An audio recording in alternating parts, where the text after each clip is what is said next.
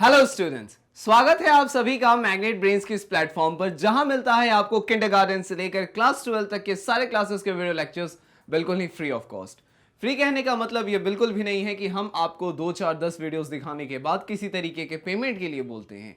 यहां पर आप सारे क्लासेस के वीडियो लेक्चर्स को एक्सेस कर सकते हैं फ्री ऑफ कॉस्ट और वो भी पूरे क्वालिटी कंटेंट के साथ। मैं शुभम श्रीवास्तव स्वागत करता हूं आप सभी का क्लास 12 बायोलॉजी एनसीईआरटी एग्जाम्पलर की सीरीज में, जहां आज के इस लेक्चर में हम लोग डिस्कस करने वाले हैं अपने चैप्टर 7 इवोल्यूशन से केस बेस्ड क्वेश्चंस।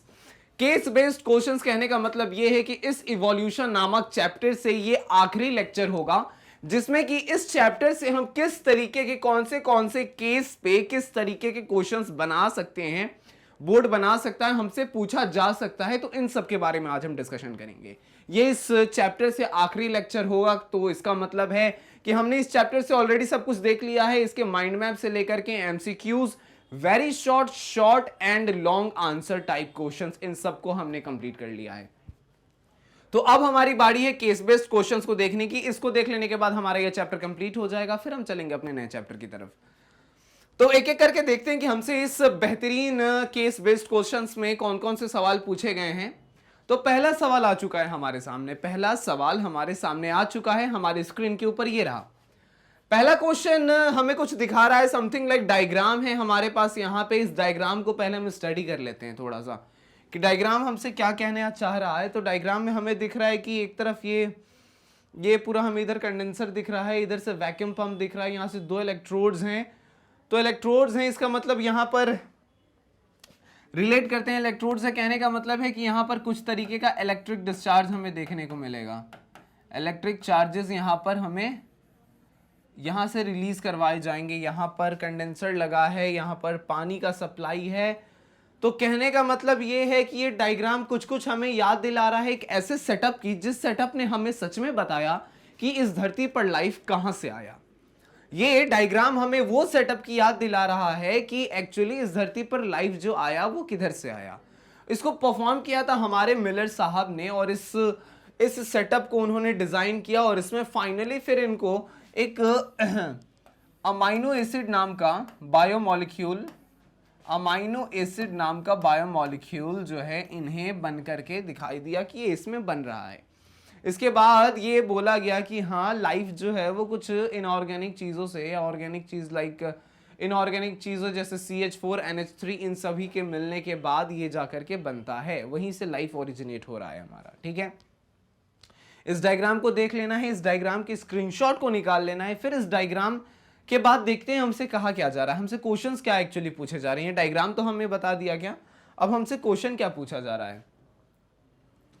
क्वेश्चन की तरफ आ जाते हैं। तो क्वेश्चन, हमारा पहला क्वेश्चन हमारे सामने कह रहा है कि state the hypothesis which S L Miller tried to prove in the laboratory with the help of this setup given below. तो कहने का मतलब यह है कि कुछ तो एक हाइपोथेसिस था जिसको प्रूव करना था एसएल मिलर को, जिसको एसएल मिलर ने प्रूव करने की कोशिश की, और उसके लिए उन्होंने एक सेटअप बनाया, और वही ये वाला सेटअप जो है हमारे पास, ये वही सेटअप है जो एसएल मिलर ने बनाया।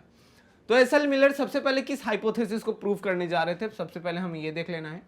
उसके बाद हमारे पास जो क्वेश्चन हमसे कहता है कि यही चीज हमें बताना है। ठीक है, तो ये कैसे होगा। तो ये हाइपोथेसिस जो था ना, एक्चुअली ये ओपेरिन और हेल्डन ने दिया था। ओपेरिन और हेल्डन ने एक हाइपोथेसिस दिया था जब बात चल रही थी, जब ये दुनिया बना तो ये दुनिया कैसे बना, ये सारी चीजें हुई, बिग बैंग थ्योरी हमारे सामने निकल करके आया। मुद्दा ये भी था, जानना हमें ये भी था कि एक्चुअली इस धरती पर पहली बार लाइफ किधर से निकल करके आया, मतलब ओरिजिन ऑफ लाइफ की कहानी थी। किसी का कुछ और मानना था, किसी का कुछ और मानना था, किसी का मानना ऐसा था कि कहीं दूसरे किसी प्लेनेट से कोई स्पोर हमारी धरती पर आ गया है, एक्सेट्रा एक्सेट्रा टाइप ऑफ चीजें थी हमारी चीज सामने। लेकिन एक हाइपोथेसिस था जो ओपेरिन और हेल्डन ने दिया था। इनके अकॉर्डिंग क्या था कि कोई कहीं से लाइफ आया नहीं है, बट एक्चुअली जो हमारे पास ऑर्गेनिक मॉलिक्यूल्स जैसे कि डीएनए है, आरएनए प्रोटीन्स हैं, इन सब के मिलने से फिर क्या है कि लाइफ बना है। तो इनके इसी बात को प्रूव करने का जिम्मा उठाया हमारे एसएल मिलर साहब ने। हमारे एसएल मिलर ने इनकी बातों को प्रूव करने का जिम्मा उठाया, और प्रूव करने के लिए उन्होंने एक सेटअप बनाया, और उसी सेटअप का ये हमारे पास डायग्राम है। ठीक है, इन्होंने सेटअप बनाया और सेटअप बनाने के बाद उन्होंने हाइपोथेसिस को प्रूव किया। ओपेरिन और हेल्डन के हाइपोथेसिस को उन्होंने प्रूव किया। ठीक है, इसमें हुआ कुछ ऐसा कि the first form of life could have come from the pre existing non living organic molecules like RNA, protein etcetera. तो ये हाइपोथेसिस था हमारे पास। ठीक है, Formation of life was preceded by the chemical evolution that resulted in the formation of diverse organic molecules from inorganic constituents. अब देखो, अगर हम इसको थोड़ा सा समझने की कोशिश करें तो थोड़े सा समझने के लिए हम कुछ ऐसा इधर ट्राई करते हैं। ठीक है, हम चलते हैं बायो से हटके केमिस्ट्री की दुनिया में। ठीक है, बायो से हटके हम चलते हैं केमिस्ट्री की दुनिया में। केमिस्ट्री की दुनिया में एक तरफ हमारे पास है फिजिकल केमिस्ट्री, एक तरफ है हमारे पास इनऑर्गेनिक केमिस्ट्री, एक है हमारे पास ऑर्गेनिक केमिस्ट्री। फिजिकल को अगर हम इग्नोर भी कर दे फिलहाल, इनऑर्गेनिक केमिस्ट्री और ऑर्गेनिक केमिस्ट्री को अगर हम साथ लेके चलते हैं तो हमें देखने को मिलता है बहुत सारी चीजें हमारे यहाँ। ऑर्गेनिक केमिस्ट्री जिसमें कार्बन ही कार्बन है, इनऑर्गेनिक केमिस्ट्री जिसमें कि हमें अदर एलिमेंट्स भी हमें देखने को मिलते हैं, अदर एलिमेंट्स हमें देखने को मिलते हैं। तो इन सबको अगर इनऑर्गेनिक और ऑर्गेनिक को अगर हम साथ लेके चले तो हमारे पास बहुत सारी चीज़ें हैं। जैसे हमारे पास कार्बन है, हमारे पास हाइड्रोजन है, हमारे पास ऑक्सीजन है, ठीक है, एक्सेट्रा एक्सेट्रा, हमारे पास नाइट्रोजन है और भी बहुत सारी चीज़ें।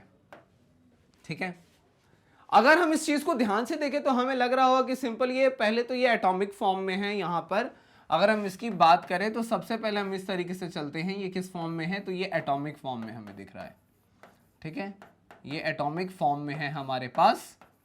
अगर इसके बाद यहाँ पर ये मिलता है, मिलने के बाद ये सारी चीज़ें मिलती हैं तो हमें मॉलिक्यूलर फॉर्म इनका दिखाई देगा।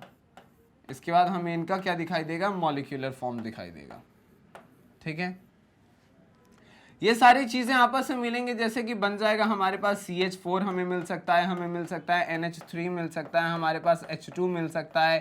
ठीक है, और हमारे पास H2 मिल सकता है, हमारे पास CO2 आ सकता है। इस तरीके की चीज़ें हमें यहाँ पर देखने को मिलेंगी। ठीक है, इसके बाद ये जब कंबाइन होते हैं एक सर्टेन टेम्परेचर पे, एक ऐसा इन्वायरमेंट में जब ये आपस में मिलते हैं तो ये मिलकर के क्या बनाते हैं, ये मिलकर के बनाते हैं फिर यहाँ पर अमाइनो एसिड। अमाइनो एसिड आपस में मिलकर के बनाते हैं प्रोटीन, और ये प्रोटीन फिर आपस में, इसके बाद हमें देखने को मिलता है प्रोटीन के बाद सेल की कहानी, और सेल के बाद फिर हमारे पास टिश्यू है, टिश्यू के बाद ऑर्गन है, ऑर्गन के बाद ऑर्गन सिस्टम है, फिर हमारे पास ऑर्गेनिज्म है। ठीक है, अगर मैं आपसे पूछूं कि क्या ये वो स्टेज था जहां हमें लाइफ देखने को मिला, तो हमारा आंसर हो जाए कि नहीं, हमें यहां पर किसी तरीके का लाइफ देखने को नहीं मिला। तो चलो बताओ, क्या ये जो मॉलिक्यूलर फॉर्म हमें देखने को मिल रहा है यहां पर, क्या इसमें लाइफ था, क्या ये जीवित जैसा बिहेव कर रहा था? तो पता चलेगा कि नहीं, ये भी ऐसा इस तरीके का कोई बिहेवियर शो नहीं कर रहा था। अगर इसकी बात करें तो क्या हमें यहां लाइफ देखने को मिल रहा है, तो पता चलेगा नहीं, यहां लाइफ देखने को नहीं मिल रहा है। फिर हम नीचे की ओर चलते हैं तो इसमें लाइफ है, तो हाँ है, इधर ये लिविंग है। सेल की बात करें तो सेल को पता चलता है कि हाँ इसमें लाइफ है। तो प्रोटीन की बात करें तो क्या इसमें लाइफ है, तो पता चला नहीं, इसमें भी लाइफ नहीं है। अमाइनो एसिड की बात करें तो क्या इसमें लाइफ है, तो पता चला इसमें भी लाइफ नहीं है। तो एक हमारे पास एक चार्ट, एक टेबल सा तैयार हो गया। अब हमने कंक्लूजन निकाला कि लाइफ हमें यहां नहीं, लेकिन सेल में हमें पहली बार लाइफ देखने को मिला। इसलिए हम सेल को डिफाइन भी करते हैं as the structural and functional unit of life, क्योंकि ये वही पहला स्टेज है जहां हमें लाइफ देखने को मिला। तो इस लाइफ के पहले स्टेज की शुरुआत किधर से हुई, तो हमें देखने को मिल रहा है कि यहाँ जो अमाइनो एसिड हमारे पास बन रहा है, अगर ये अमाइनो एसिड बन जाएगा तो इसके बाद हम कह सकते हैं कि अमाइनो एसिड चूंकि बन चुका है तो अब प्रोटीन और सेल बन जाएंगे, प्रोटीन बनेगा फिर सेल बन जाएगा, तो हमें लाइफ देखने को मिलेगा। तो कुल मिला के बातें यही हुई। वही कह रहा है कि formation of life was preceded by the chemical evolution. पहले केमिकल इवोल्यूशन होता है, मतलब केमिकल्स के आपस में मिलने की प्रक्रिया यहाँ पर होगी, that resulted in the formation of diverse organic molecules. कुछ ऑर्गेनिक मॉलिक्यूल्स बनेंगे फ्रॉम इनऑर्गेनिक कंस्टिट्यूएंट्स। तो यहाँ पर कुछ ऑर्गेनिक मॉलिक्यूल्स इनऑर्गेनिक कंस्टिट्यूएंट्स से मिलकर के तैयार होंगे, और फिर इस तरीके से हमें कहानी देखने को मिलेगी। और एसएल मिलर साहब ने अपने एक्सपेरिमेंट में अपने इनका जो हाइपोथेसिस था ओपेरिन और हिल्डन का, इसको प्रूव करने के लिए एसएल मिलर साहब ने जो सेटअप बनाया था, जो उन्होंने काम किया, उस काम ने भी हमें यह बताया कि बिल्कुल लाइफ जो है वो इसी तरीके से इस धरती पर आया होगा। और अगर इस वाले हाइपोथेसिस की बात करें और इस वाले प्रूफ की बात करें तो ये ज्यादा एक्यूरेट, ज्यादा सटीक बैठता है, हम रिलेट भी कर पाते हैं, साइंटिफिकली भी कुछ लॉजिकल लगता है, तो इसे हम लोग एक्सेप्ट करते हैं। अभी के समय में हम इसे सबसे ज्यादा एक्सेप्ट करते हैं। ठीक है, इसको आप नोट कर सकते हो, इसका आप स्क्रीनशॉट निकाल सकते हो। फिर हम चलते हैं आगे के डिस्कशन को कंटिन्यू करने। ठीक है, आगे के डिस्कशन को हम कंटिन्यू करते हैं।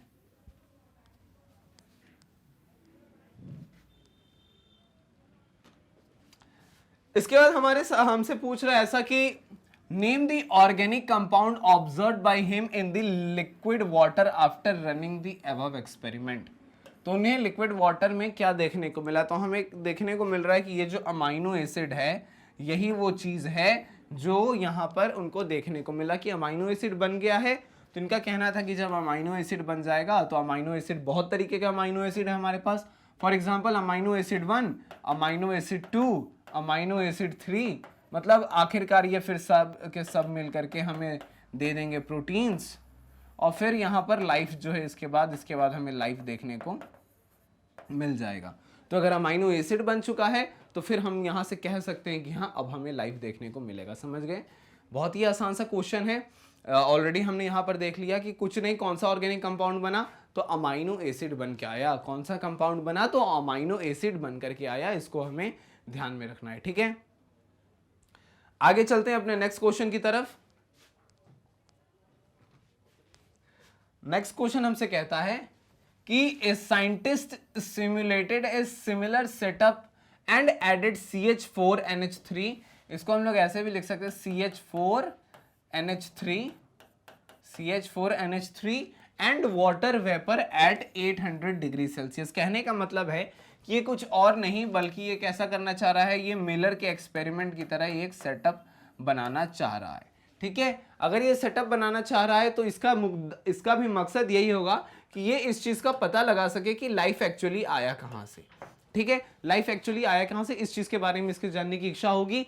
तो ये जो बंदा है, ये जो साइंटिस्ट है, इस साइंटिस्ट ने सिमिलर सेटअप तैयार किया है मिलर की तरह। तो उसने ऐड किया, उसमें CH4 को उसने ऐड कर दिया, उसने साथ साथ NH3 को ऐड कर दिया। वाटर वेपर है यहां पर, कहने का मतलब है कि H2O भी हमारे पास अवेलेबल है। और टेम्परेचर जो है हमारे पास वो 800 डिग्री सेल्सियस का है। कहने का मतलब है कि टेम्परेचर हाई है। अब यहां पर कहता है कि which important component is missing in his experiment. और यहां पर चूंकि यहां पर CH4 भी हो गया, NH3 भी हो गया, H2O भी है। टेम्परेचर की बात करें तो टेम्परेचर भी जितना चाहिए है, 800 डिग्री सेल्सियस टेम्परेचर भी है। अब हमसे बोल रहा है कौन सी चीज यहाँ पर मिसिंग है, तो इस एक्सपेरिमेंट में मिसिंग है हमारा हाइड्रोजन। तो इस एक्सपेरिमेंट में अगर इस वाले सेटअप में अगर वो एक हाइड्रोजन भी ऐड कर दें तो इसके बाद ये साइंटिस्ट, जो भी साइंटिस्ट है, सीधा साइंटिस्ट लिखता है, तो ये जो भी साइंटिस्ट हैं इनको वो रिजल्ट मिल जाएगा। ठीक है, तो पूछा जा रहा है यहाँ पे कौन सा मिसिंग है, तो हमारे पास मिसिंग है हमारा हाइड्रोजन। क्लियर है? तो कहने का मतलब है कि हाइड्रोजन हमें चाहिए, CH4 चाहिए, NH3 चाहिए, H2O चाहिए, टेम्परेचर हाई होना चाहिए। तो इस तरीके की चीजें हमें चाहिए पता लगाने के लिए, जैसे मिलर ने अपना काम किया था। ठीक है, इसको भी हम नोट कर सकते हैं, स्क्रीनशॉट निकाल सकते हो। फिर चलते हैं आगे बढ़ते हैं। इसके बाद आगे हमारे पास आ चुका है हमारा क्वेश्चन नंबर 2। क्वेश्चन नंबर 2 थोड़ा सा हमें फिर से एक डायग्राम, ये क्वेश्चन नंबर 2 हमें डायग्राम बता रहा है।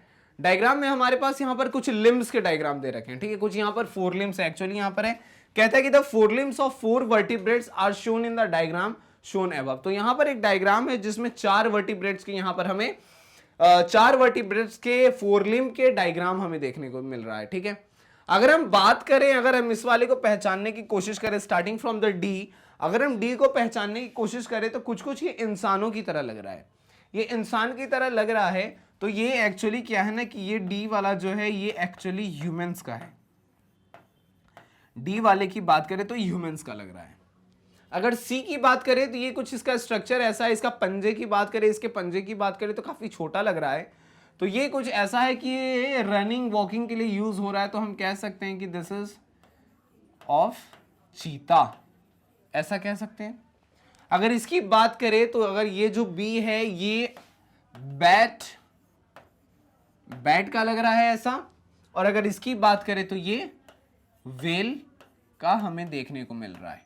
ठीक है, ये डायग्राम हमें क्लियर बता रहा है कि वेल का जो स्ट्रक्चर कुछ ऐसा है, इसका वेल का स्ट्रक्चर कुछ ऐसा है।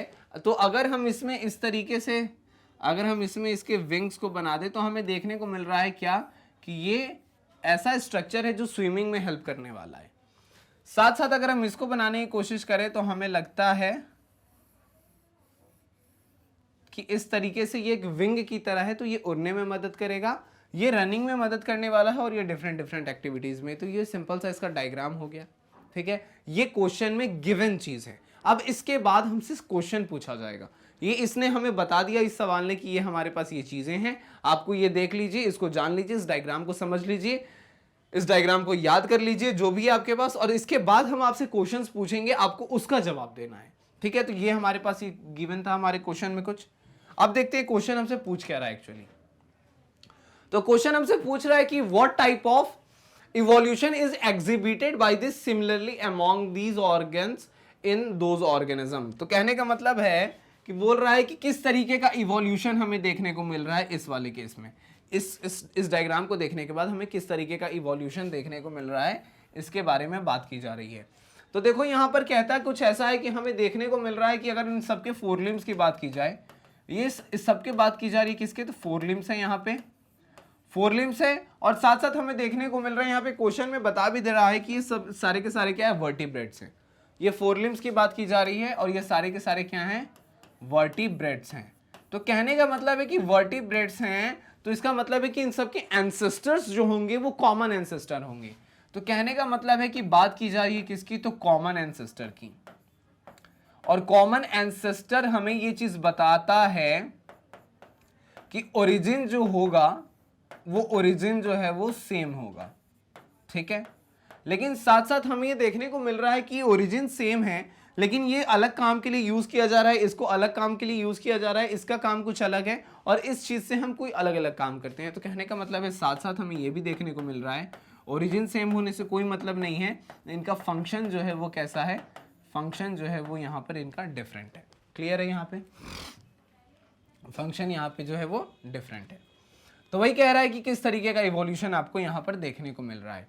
और हम जानते हैं कि जब इस तरीके की चीजें होती हैं तो इस तरीके के ऑर्गन्स को हम लोग क्या बोलते हैं, इस तरीके के स्ट्रक्चर को हम लोग नाम देते हैं, दैट इज होमोलोगस।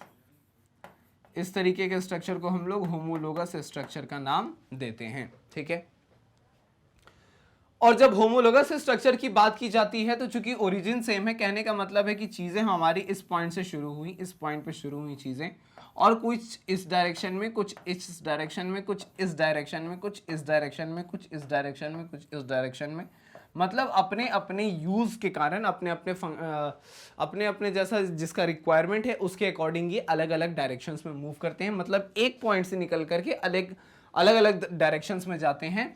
तो इस तरीके के इवोल्यूशन को हम लोग नाम देते हैं डाइवर्जेंट इवोल्यूशन। कैसा नाम देते हैं, डाइवर्जेंट इवोल्यूशन।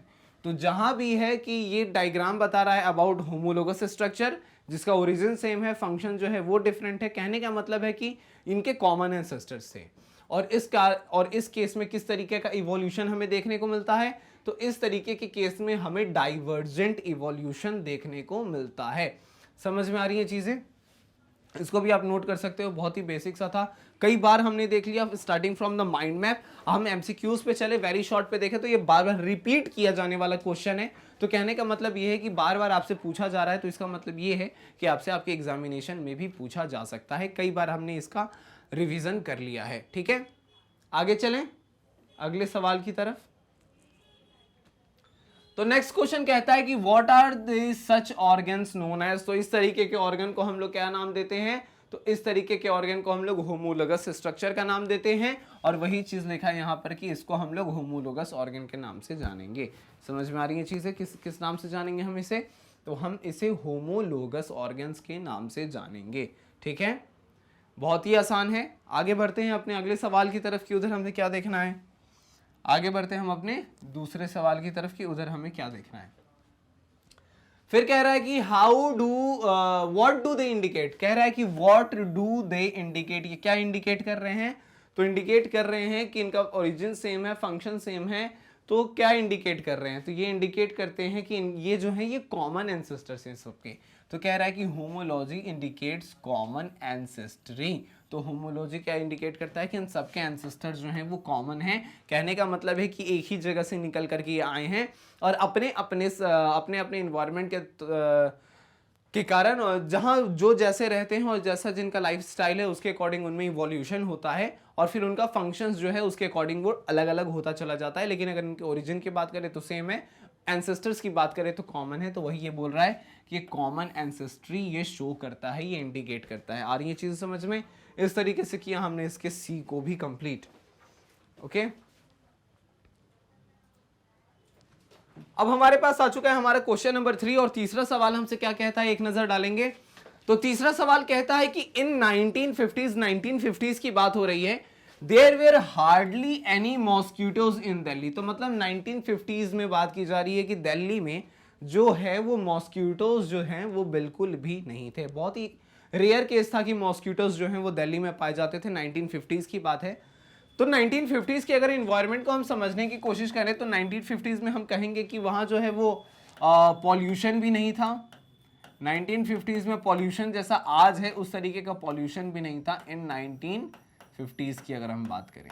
आज के समय में पॉल्यूशन बढ़ चुका है जस्ट बिकॉज कि इंडस्ट्रियलाइजेशन हो चुका है, व्हीकल्स हमारे रोड पे ज़्यादा दौड़ रहे हैं, तो दैट इज़ वाई हमारे एटमॉस्फेयर में जो कार्बन है वो ज़्यादा से ज़्यादा रिलीज होता जा रहा है और इसके कारण पॉल्यूशन बढ़ता जा रहा है।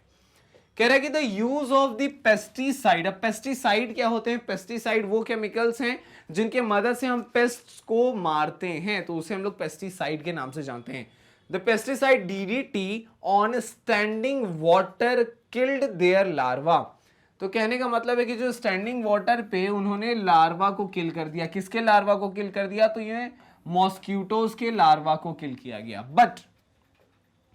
बट फिर कह रहा है कि but now there are mosquitoes because they have evolved DDT resistance through the interaction of mutation and natural selection. State in this sequence how that could have happened. तो कहने का मतलब है कि शुरुआत के समय में दिल्ली में 1950s की बात की जाए तो मॉस्किटोज नहीं पाए जाते थे। फिर जब स्टिल वाटर पे, यहाँ पर स्टैंडिंग वाटर पे जब वो देखने को मिले उनके लार्वा, तो डीटीटी के मदद से हमने उनके लार्वास को किल कर दिया। तो कहने का मतलब है कि मॉस्किटोज का ग्रोथ जो है वो नहीं हो पाया। फिर यहां पर क्या किया, इन मॉस्किटोज ने देखा कि डीडीटी के कारण इनकी मृत्यु हो जाती है। तो इसका मतलब ये है कि अगर इनको जीना है, अगर इन्हें सरवाइव करना है, तो इनके सर्वाइवल के लिए जरूरी है कि ये डीडीटी के लिए कुछ ऐसा अपने बॉडी में डेवलप कर ले जिसके बाद अगर डीडीटी इनके बॉडी में जाता है तो भी इन्हें कुछ दिक्कत नहीं हो, ये डीडीटी के संपर्क में आने के बाद भी ये जीवित रह सके। तो इसके कारण ये क्या हुआ, डीडीटी रेसिस्टेंस इनके बॉडी में तैयार होता है। कहने का मतलब है कि ये इवॉल्व हो गए और आज के समय में डीडीटी से भी बहुत सारे मॉस्किटोज की जो डेथ है वो नहीं हो पाती। ये चीज समझ गए? ये केस हमारे पास गिवन था, ये केस हमारे पास दिया हुआ है। इसके बाद इससे कुछ क्वेश्चंस पूछे जाएंगे, अब हम एक एक करके देखते हैं कि वो कौन कौन से क्वेश्चंस हो सकते हैं। ठीक है, कौन कौन से क्वेश्चंस हो सकते हैं। तो पहला तो यहाँ पे कह रहा है कि state in A sequence how that could have happened, कैसे ये चीज हुआ। तो यहाँ पे आप कह सकते हैं कि हमें देखने को मिला सबसे पहले कि there were some larva with the mutated gene that confirm resistance to DDT. कुछ म्यूटेटेड जीन्स यहाँ पे आए। कहने का मतलब है कि इनमें होता है क्या, इनमें होता है म्यूटेशन, और म्यूटेशन होने से क्या होता है, तो म्यूटेशन होने से होता है कि इनका जो जेनेटिक मटेरियल है इसके सीक्वेंसिंग में चेंज आता है, जेनेटिक मटेरियल का सीक्वेंसिंग में चेंज आता है और उसी को हम लोग म्यूटेटेड जीन कहते हैं। That confirm resistance to DDT. The DDT resistance larva survived while the others died. तो डीडीटी रेसिस्टेंट लार्वा जो थे ये चूंकि इवॉल्व होकर आए थे, तो इवॉल्व होकर के आए थे तो इनका क्या देखने को मिला, ये जैसे ही हमने डीडीटी वहां पर डाला तो डीडीटी के संपर्क में आने के बाद जो डीडीटी रेसिस्टेंट थे वो इवॉल्व होके आए थे वो सरवाइव कर गए, वो सरवाइव हुए। और अदर्स की बात की जाए तो अदर्स की जो है वो यहाँ पर मृत्यु देखने को मिली। ठीक है, अदर्स जो है वो वहां पर मर गए। फिर DDT resistance larva reach adulthood and reproduced in large numbers. इसके बाद ये जो है ये आगे बढ़ते हैं और ये लार्ज नंबर में ये स्प्रेड होने लगते हैं, ये लार्ज नंबर में ये बढ़ते हैं। साथ साथ कहता है कि the progeny also consider mostly the DDT resistant larva. अब इसके बाद जो इनका प्रोजेनी आता है, इसके बाद ये क्या करते हैं, रिप्रोडक्शन करते हैं। और इनके बाद जो इनका प्रोजेनी आता है, इसके अंदर भी खासियत कैसी है, तो ये भी क्या है, ये डीडीटी रेसिस्टेंट ये अपने आप को बना करके रखने की कोशिश करते हैं ताकि अगर डीडीटी का छिड़काव फिर से हो तो उससे वो बच सके। तो यहाँ पे natural selection operating over a number of generations favour the DDT resistance mosquitoes to reproduce in large number. अब क्या होता है, नेचुरल सिलेक्शन की प्रक्रिया होगी, नेचर सेलेक्ट करेगा इस चीज को। नेचर ने सेलेक्ट किया कि अगर इसकी डीडीटी से मृत्यु हो जाती है तो इसको डीडीटी रेसिस्टेंस मॉस्किटो ये बने। इन्होंने रिप्रोडक्शन किया, रिप्रोडक्शन करने के बाद अपने नंबर को ये बढ़ाते चले गए। Hence today there are a large number of mosquitoes that are resistance to DDT. और यही कारण है कि आज के समय हमारे पास जितने भी मॉस्किटोज हमारे आसपास देखने को मिलते हैं वो सारे के सारे जो हैं वो डीडीटी से रेसिस्टेंट हो चुके हैं। अगर हम शुरू की बात करें तो मार्केट में जो अवेलेबल हैं, कुछ हमारे पास कॉइल्स हैं या फिर कुछ हमारे पास लिक्विड्स हैं जिसके मदद से हम मॉस्किटोज को किल करते हैं। तो ये देखने को मिला होगा आपको कि इनिशियली आज से 5 साल 10 साल पहले जिस ये उसे क्या बोलते हैं हम लोग, जिस लिक्विड से हम मच्छर को मार सकते थे, आज हम उसे नहीं मार पाते। टाइम टू टाइम जो कंपनीज हैं वो इसमें कुछ चेंजेस करते रहती हैं, उनके केमिकल्स में चेंजेस किया जाता है और फिर समय के साथ वो बदलता जाता है। जस्ट बिकॉज कि मॉस्किटोज क्या करते हैं, अपने अंदर उसके लिए एक रेसिस्टेंट बना लेते हैं, फिर उनकी डेथ नहीं हो पाती। तो एक काइंड ऑफ इवोल्यूशन होता है यहाँ पे, एक काइंड ऑफ नेचुरल सिलेक्शन। जो फिट है वो यहाँ सर्वाइव करता है और फिट सर्वाइव करता है, रिप्रोडक्शन करता है, अपनी संख्या को बढ़ाता है और फिर हमारे पास जो भी ये जैसे डीडीटी जैसा जो हमारे पास उपाय था ये यहाँ पर फेल होता हुआ दिखाई देता है। ठीक है, तो ये बहुत ही सिंपल सा कॉन्सेप्ट था, इसको भी आप नोट कर सकते हैं। हमने कई बार इसके बारे में डिस्कशन किया इस तरीके के केसेस के बारे में, तो इसको भी आप नोट कर लो, इसका आप स्क्रीनशॉट निकाल सकते हो। फिर चलते हैं हम आगे अपने अगले सवाल की तरफ कि उधर हमसे क्या पूछा जा रहा है। ठीक है, आ चुके हम अपने चौथे क्वेश्चन की तरफ। तो और चौथा क्वेश्चन हमसे कहता है क्या, चौथा क्वेश्चन हमसे कहता है कि when the reptiles came down mammals took over the earth। तो क्या होता है, रेप्टाइल्स की संख्या कम होती गई, मैमल्स जो हैं वो इस धरती पर बढ़ते चले गए। There were mammals in South America। हमारे पास एक केस है दैट इज कि हमारे पास साउथ अमेरिका में कुछ मैमल्स थे which resembled some of the modern day mammals, but due to the continental drift they disappeared, whereas the pouched mammals of Australian flourished and evolved into the various forms of pouched mammals that we see today। एक अच्छा सा question है, यहाँ पर हम एक south America की बात हो रही है और ऑस्ट्रेलिया की बात हो रही है, तो इन दोनों को हम कंपेयर करेंगे अभी फिलहाल। पहले एक स्क्रीनशॉट निकालो जल्दी से इस क्वेश्चन का, फिर इसके बारे में थोड़ा सा डिस्कशन करते हैं। तो वही कहने का मतलब है कि रेप्टाइल्स जाते चले गए, मैमल्स आते चले गए। There were mammals in South America. तो साउथ अमेरिका में कुछ मैमल्स है there which resemble some of the modern day mammals.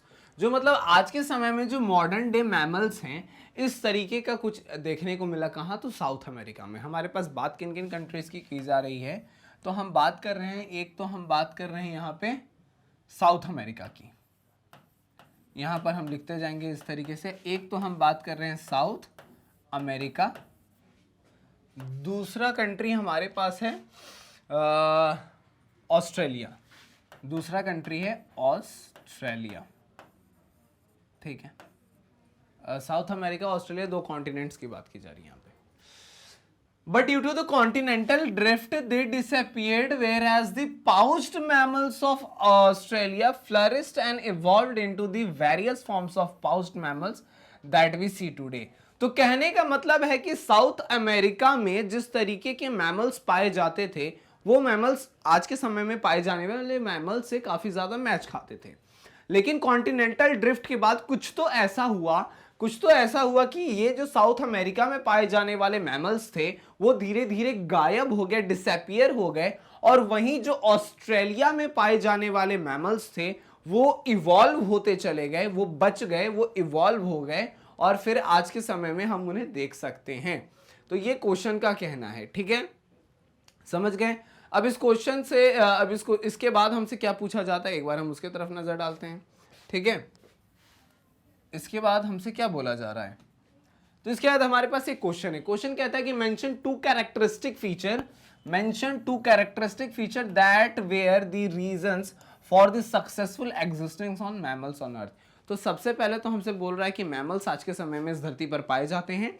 Mammals की बात करें तो हम इंसान भी मैमल्स के अंदर ही आते हैं, और मैमल्स की बात करें तो ये ऐसा लगता है कि इस धरती पर सबसे ज्यादा कोई एडवांस्ड लिविंग ऑर्गेनिजम्स है तो वो मैमल्स हैं। तो यही सवाल हमसे पूछता है कि कुछ ऐसे दो कैरेक्टरिस्टिक फीचर बताओ जिसके कारण हमें ये पता चले कि ये जो मैमल्स हमारे इस धरती पर सरवाइव कर रहे हैं वो कैसे कर पा रहे हैं, बहुत ज्यादा हैं, एडवांस हैं, तो ये कैसे सरवाइव कर पा रहे हैं। तो सबसे पहले मैमल्स की अगर हम बात करें तो यहाँ पर कहता है कि विविपेरस नाम का कोई वर्ड देखने को मिल रहा है। तो कहने का मतलब है कुछ ऐसा कि अगर हम मैमल्स की बात करें तो वो विविपेरस हैं, और विविपेरस की खास बात क्या होती है कि विविपेरस के अंदर जो बच्चे का डेवलपमेंट होता है वो इंटरनल है। कहने का मतलब है कि अगर हम रिप्रोडक्शन की अगर हम बात करें तो रिप्रोडक्शन में फर्टिलाइजेशन जो है वो इंटरनल है। तो कहने का मतलब है कि जब मेल गैमेट और फीमेल गैमेट आपस में मिलेंगे तो कहाँ होगा, वो प्रक्रिया जो है वो बॉडी के अंदर होने वाला है, ठीक है, वो बॉडी के अंदर होगा, मतलब इंटरनल है। साथ साथ उस फर्टिलाइजेशन के बाद जो फीटस का डेवलपमेंट है, जब हम डेवलपमेंट वाले स्टेज पर पहुंचते हैं तो डेवलपमेंट वाले स्टेज की बात करें तो ये भी इंटरनल है। ये कैसा है, इंटरनल है। कहने का मतलब है कि फीमेल बॉडी के अंदर ही उस फीटस का डेवलपमेंट हो रहा होगा। तो मदर के बॉडी के अंदर जब उस फीटस का डेवलपमेंट होता है तो टाइम टू टाइम उसको खाना, उसके बारे उसको जो ऑक्सीजन की नीड है वो, ये सारी चीजें हम उसे भेजते रहते हैं। और सबसे बड़ी बात है कि वो मदर के बॉडी के अंदर होता है तो सबसे ज्यादा प्रोटेक्टेड होता है। अगर हम बात करें इसी जगह पे कि जैसे कि विविपेरस की जगह हम ओविपेरस की बात करें तो ओविपेरस में हमारे सामने देखने को मिलेगा एग वाला केस। एग वाले केस में देखते हैं कि मदर के बॉडी से जब एग को रिलीज कर दिया जाता है, इस वक्त बच्चे का जो है वो इनकम्प्लीट डेवलपमेंट हुआ होता है। जो एग के अंदर फिर उस बच्चे का डेवलपमेंट होता है, और फिर ये एग का ये जो आउटर मोस्ट ये जो लेयर होता है इसको तोड़ करके अंदर से वो बर्ड्स जो हैं वो बाहर हमें आते हुए दिखती हैं, बर्ड्स या फिर कोई अदर लिविंग ऑर्गेनिज्म को अगर हम यहाँ पे ले लें, ठीक है। यहां पर क्या होता है कि इनका जो डेवलपमेंट है वो बॉडी के बाहर होता है, लेकिन इनका कंप्लीट डेवलपमेंट बॉडी के अंदर है। तो इसके कंपैरिजन में एग को हम देखते हैं कि मार्केट में एग रोल बना के हम लोग खा लेते हैं। तो कहने का मतलब है, समझने के लिए मैं बता रहा हूं आपको कि ये जो है ये उतना ज्यादा प्रोटेक्टेड नहीं है जितना ज्यादा प्रोटेक्टेड है। तो दोनों को कंपैरिजन करें तो ये ज्यादा प्रोटेक्टेड है। तो कहने का मतलब है कि most of the mammals were viviparous and protected their unborn young ones inside the mother's body. तो चूंकि ये प्रोटेक्शन इनको ज्यादा मिला तो इनके सर्वाइवल के चांसेस ज्यादा बढ़ गए। एक पॉइंट हमारे पास ये रहा, एक पॉइंट हमारे पास ये रहा। दूसरा पॉइंट कहता है कि with the increase brain size, brain का साइज बढ़ जाता है, क्रेनियल कैपेसिटी बढ़ गई, ब्रेन का साइज बढ़ गया, सोचने की क्षमता बढ़ गई, नंबर ऑफ नर्व्स जो हैं वो बढ़ गए, तो मैसेजेस का ट्रांसफर होना वो आसान हो गया, इंटेलिजेंसी जो है ना वो बढ़ गई, मतलब कि वो ज्यादा इंटेलिजेंट हो गए, and sensing and avoiding danger. तो मतलब मुश्किलों को सेंस करना, उन्हें डेंजर्स को अवॉइड करना हमें पता है। अगर हम 20 माले की बिल्डिंग के छत के कोने में खड़े हैं तो हमें पता है कि अगर हम अपने पैर को आगे बढ़ाएंगे तो हम गिर सकते हैं, हमारी जान जा सकती है। लेकिन अगर वहीं पे कोई रेप्टाइल्स है तो शायद ही वो सोचेगा। अगर हम बहते पानी के बीच में हम नहीं जाते हैं जस्ट बिकॉज कि हम सेंस कर लेते हैं कि हम यहाँ पर सरवाइव नहीं कर पाएंगे। तो इस तरीके की चीज़ों का डेवलपमेंट हो जाता है, इंटेलिजेंसी यहाँ पर देखने को मिली। तो हम ये दो कैरेक्टरिस्टिक फीचर कह सकते हैं कि जिसके कारण से आज इस धरती पर जो है वो मैमल्स देखने को मिलते हैं। ठीक है, इसको भी आप नोट कर सकते हो, इसका भी स्क्रीनशॉट निकाल सकते हो। फिर हम चलते हैं अपने दूसरे क्वेश्चन की तरफ कि उधर हमसे क्या पूछा जा रहा है। यहां पर हमसे कहता है कि why did the continental drift affect the mammals of south America and Australia differently. तो दोनों में क्या क्या डिफरेंस हमें देखने को मिला था? तो साउथ अमेरिका में हमें देखने को मिला था कि आज के समय में पाए जाने वाले मैमल्स के जैसे ही मैमल्स एक समय में साउथ अमेरिका में थे, लेकिन कॉन्टिनेंटल ड्रिफ्ट के बाद वो धीरे धीरे गायब होते चले गए, डिसअपियर हो गए।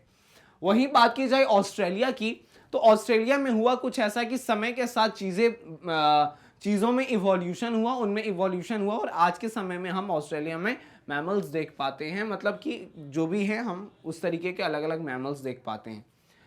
तो ऐसा क्या हुआ? तो इसे कहने का मतलब यह है कि इसको भी हम इरेज कर रहे हैं थोड़ा यहां से, ठीक है। हमारे पास ये दो केस थे हमारे पास, एक था हमारे पास साउथ अमेरिका का केस और एक था हमारे पास ऑस्ट्रेलिया का केस। कहता है कॉन्टिनेंटल ड्रिफ्ट के बाद हमें देखने को मिला कि साउथ अमेरिका जो है वो नॉर्थ अमेरिका के साथ जाकर के जुड़ गया। अगर आपका ये जो मैप वर्क है, अगर ज्योग्राफी पार्ट से अगर वो स्ट्रांग है, तो आपको पता होगा कि यहाँ ऊपर में अगर हम इस तरीके से अर्थ का डायग्राम बनाते तो इस रीजन में कहीं तो हमें नॉर्थ अमेरिका देखने को मिलता है और इधर वाले रीजन में हमें साउथ अमेरिका देखने को मिलता है और इस वाले रीजन में हमें ऑस्ट्रेलिया देखने को मिलता है, ठीक है। तो यहाँ पे साउथ अमेरिका की बात की जाए तो ये नॉर्थ अमेरिका के साथ जाकर के जुड़ जाता है और South American mammals were overridden by those North American. तो यहाँ पर कहता है कि चूंकि ये मिल गया, मिलने से क्या होता है कि नॉर्थ अमेरिका और साउथ अमेरिका जब आपस में इस तरीके से, ये नॉर्थ अमेरिका अगर ले लेते हैं हम अगर और साउथ अमेरिका ले लेते हैं, अगर ये दोनों आपस में आकर के जुड़ गए तो बीच से ये जो लाइन है, ये गायब हो गया और इसके गायब होने से क्या हुआ, लिविंग ऑर्गेनिज्म इधर से इधर और इधर से इधर, इधर से इधर और इधर से इधर, ऐसा कुछ हमें केस देखने को मिला।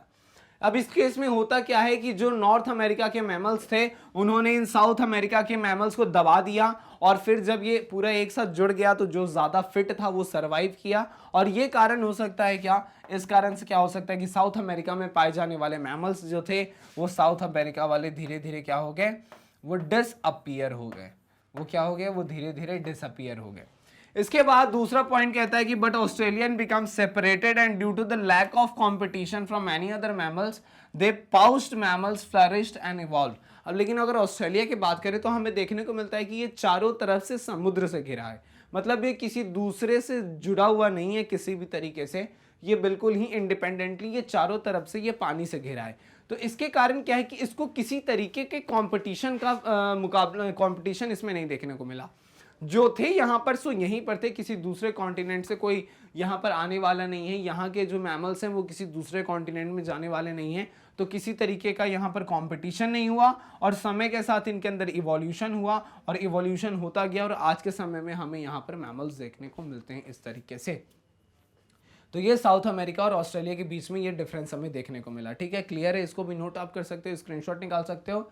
फिर हम चलते हैं आगे, राइट, फिर हम चलते हैं आगे। हमारे पास आ चुका है हमारा पांचवा सवाल और पांचवा सवाल हमसे कहता क्या है, एक नजर इस पर डालेंगे। और पांचवा सवाल हमसे कहता है कि अकॉर्डिंग टू हार्डी-वेनबर्ग प्रिंसिपल, बात की जा रही है हार्डी-वेनबर्ग प्रिंसिपल की, the allele frequency in a population are stable and remains constant through the generation. तो यहां पर हार्डी-वेनबर्ग प्रिंसिपल ने किसके बारे में बताया था, तो उन्होंने एलील फ्रीक्वेंसी के बारे में बताया था इन ए पॉपुलेशन। किसी भी पॉपुलेशन में जो एलील की फ्रीक्वेंसी है इसके बारे में इन्होंने कुछ कुछ बातें कही थी और बातें कहने के बाद इन्होंने कहा था कि जब अगर हम p और q, p प्लस q का स्क्वायर जो है, तो उन्होंने बोला था कि p square plus 2 p q plus q square जो है, ये इस तरीके से इन्होंने एक एल्जेब्रिक इक्वेशन भी दिया था इन्होंने। Population are stable and remain constant through the generation. फिर उन्होंने कहा था कि when the frequency differs from expected values the difference indicates the extent of evolutionary change, disturbance in the genetic equilibrium of Hardy-Weinberg equilibrium in the population can be interpreted as resulting in the evolution। तो कह रहा है कि अगर ये चीज़ में अगर इस चीज़ में अगर चेंज आता है तो एज अ रिजल्ट हमें इवोल्यूशन देखने को मिलता है।